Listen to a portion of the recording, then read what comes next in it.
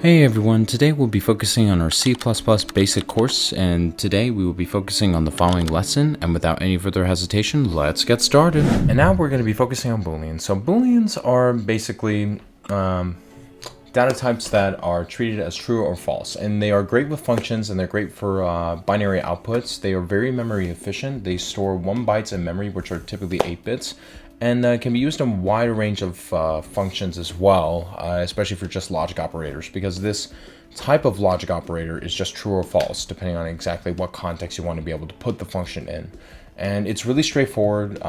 In particular, it's super easy to be able to make, and we're going to be focusing on building that today. So all we have to do, we are just creating our helper functions like we did before. We have doubles, we have integers. We know the difference between integers and doubles. We created a character function, and we also made a string function. Now let's create our Boolean function. And it's super straightforward. All we got to do is that, like we did before, we're going to first declare a Boolean over here, and then I'm going to call this is greater than, for instance. And then we're going to have 2 parameters. I'm going to have 2 numbers, int a and int b. And you can declare whatever truth that you have inside of the function within each of the following brackets that we have. But I'm going to declare this rule that whenever is that we need to return when it's true, a is greater than b. So returns true if a is greater than b, because just Booleans are default to true in this case. And so all we have to do is that we are just going to do the same thing we did before. I can literally just bring this asterisk down here. We can just comment this out, but first we need to delete it so that way we're able to comment the rest of it out.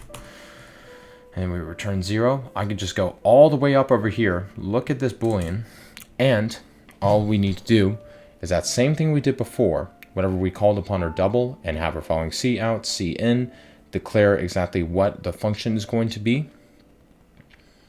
All we need to do is that this time, since we have 2 parameters, let's look in the parameters first. It looks like we're going to need to first create 2 parameters on the inside for our main function. So we can just call it A and then B as well. Now we'll have C out, where we will be enter the 2 numbers to compare. You can just put this statement terminator over there, then C in, like we did before over here, except for we're just going to call upon our integers that we have, a and b. So a, next b, and then we just have our logic operator. Then this time what we'll do is that we're going to use an if-else statement to be able to output what we need, given the fact that Boolean functions also operate in that format as well. So if is greater than, calling upon the 2 parameters that we need, so a and b,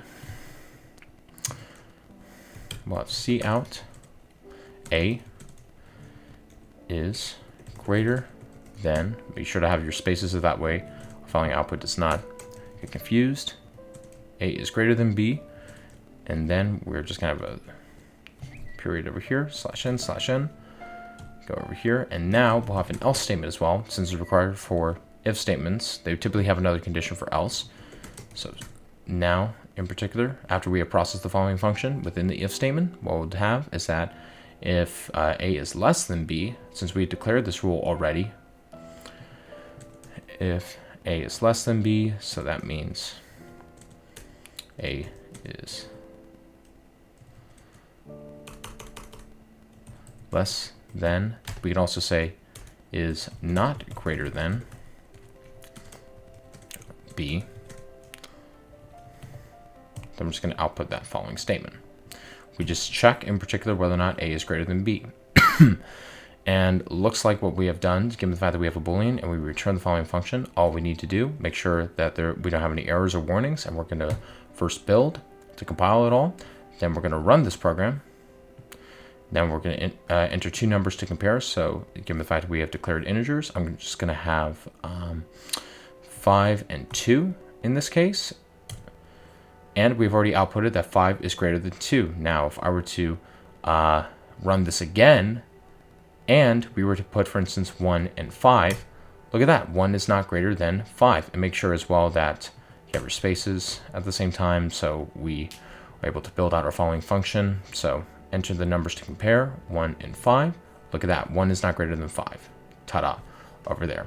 And so yes, this was dealing with Boolean functions and just their nature in terms of how they store memory, as well as their conditions and building it out. Now, before we head over to our next one, I'm just going to log this one in for the rest of the functions we made.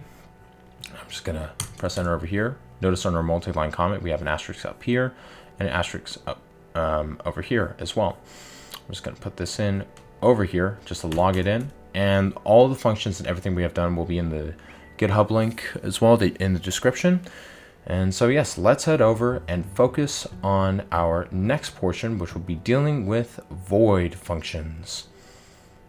Hey everyone, thank you very much for taking time to watch this video. If you found this video helpful, be sure to feel free and please like and subscribe. And if you have any other questions as well, feel free to put it in the comments section. And as always, take care. Cheers. Bye-bye.